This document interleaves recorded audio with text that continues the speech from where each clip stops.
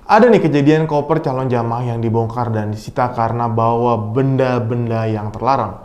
Waduh, jangan sampai deh kalian kayak gitu ya. Tuh, berdasarkan peraturan, cairan yang boleh dibawa masuk ke dalam pesawat itu hanya 100 mili. Lo terus gimana nih kalau misalkan ada yang bawa air zam-zam dari Arab Saudi pulang ke Indonesia?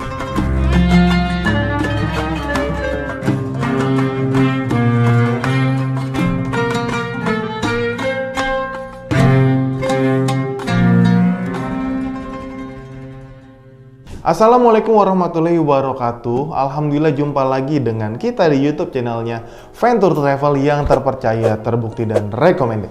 Beberapa hari yang lalu ada banyak calon jamaah yang tanya ke saya, perlengkapan dan barang apa aja sih yang harus dibawa saat berangkat umroh. Semuanya udah saya bahas di video sebelumnya ya. Kalau belum, kepoin aja ya, ada di link di pojok kanan saya. Nah, kalau ada barang yang wajib dibawa, penasaran nggak sih? Kira-kira ada nggak ya barang yang nggak boleh dibawa saat umroh ataupun berpergian untuk umroh? Ada nih kejadian koper calon jamaah yang dibongkar dan disita karena bawa benda-benda yang terlarang.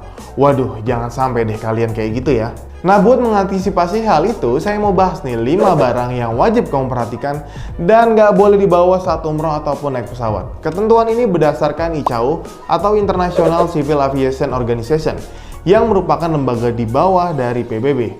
Yang pertama adalah benda tajam. Udah jadi peraturan umum benda tajam ini dilarang dibawa di kabin pesawat. Pastinya kalian udah tahu. Mulai dari pisau, cutter, golok, kapak, pemecah es, gergaji, bor, silet, gunting, dan segala macam benda tajam lainnya yang lebih dari 10 cm.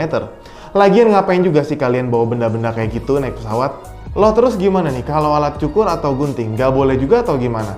Apalagi tahlul atau mencukur rambut ini adalah salah satu rukun umroh dan haji. Nah, benda tajam seperti alat cukur atau gunting memang nggak boleh dibawa ke kabin, tapi masih bisa dibawa ke bagasi.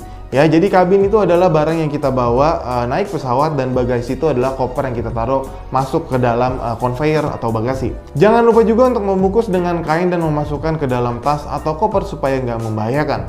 Yang kedua adalah senjata api, cairan beracun, dan bahan peledak. Mulai dari kembang api, bensin, korek api, bubuk mesiu dilarang dimasukkan ke dalam kabin ataupun bagasi pesawat. Lagian ada-ada juga sih kalian ngapain bawa benda-benda yang kayak gitu.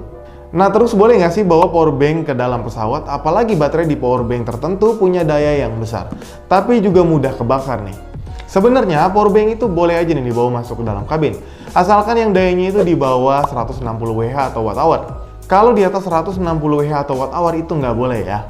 Yang ketiga, nggak boleh ya bawa benda tumpul yang bisa melukai orang lain atau bisa digunakan sebagai alat pemukul.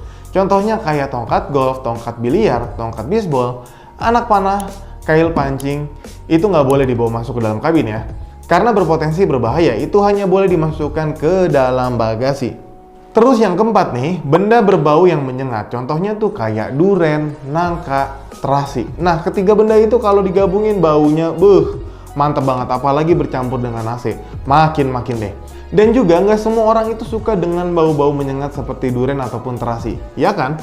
Nah, demi kenyamanan, benda yang punya bau menyengat ini nggak boleh dibawa masuk ke dalam kabin. Kalaupun dibawa masuk ke dalam bagasi itu harus dibungkus dengan rapat dan aman. Dan yang terakhir, zat cair dalam jumlah tertentu. Berdasarkan peraturan, cairan yang boleh dibawa masuk ke dalam pesawat itu hanya 100 mili. Lo terus gimana nih kalau misalkan ada yang bawa air zam-zam dari Arab Saudi pulang ke Indonesia? Apa dilarang? Nah, sebenarnya guys, air zam-zam ini boleh dibawa kok asalkan dalam jumlah yang diizinkan dan dikemas dengan baik oleh otoritas bandara Arab Saudi. Air minum dalam botol atau cairan lain pun hanya boleh dibawa sekitar 100 mili ya. Jadi kalau ada yang bawa contohnya kayak sabun ataupun body lotion, itu harus tetap dibawa 100 mili. Jadi bukannya nggak boleh, bawa air zam-zam boleh-boleh aja, tapi dalam jumlah yang dibatasin dan sudah ditentukan. Nah, tenang aja, pemerintah itu udah memfasilitasi air zam-zam per jamaah atau per paspor itu dikasih 5 liter atau 1 galon. Jadi nggak perlu khawatir, saya rasa 1 galon itu 5 liter sudah cukup lah buat kita minum dan dibagikan ke sanak saudara ataupun kerabat. Nah, itu dia beberapa benda yang dilarang dibawa ke dalam kabin ataupun bagasi pesawat. Sebelum berangkat umroh, tetap perhatiin peraturan yang berlaku ya, supaya nggak kejadian hal-hal yang tidak diinginkan. Kayak koper dibongkar dan barang-barang kalian yang disita oleh otoritas bandara. Nah, sampai sini aja ya video kita kali ini. Boleh banget nih kalau ada topik lain yang kalian mau bahas di sini. Komen aja di bawah, nanti bakal saya akan bahas di konten selanjutnya. Jangan lupa klik like kalau kalian suka konten ini, ataupun kalian bisa komen kalau mau tanya-tanya. Dan juga jangan lupa buat subscribe ya, supaya kita bisa berkembang lebih baik lagi. Sampai ketemu di video selanjutnya, dan Assalamualaikum warahmatullahi wabarakatuh.